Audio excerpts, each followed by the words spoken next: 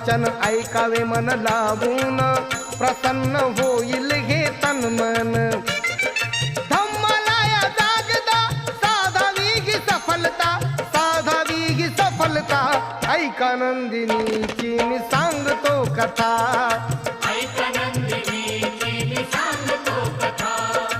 ऐका नंदिनीची मी सांगतो कथा. बघून सुकेशिनीचे मुंडण, तिला विचारी भंते कारण.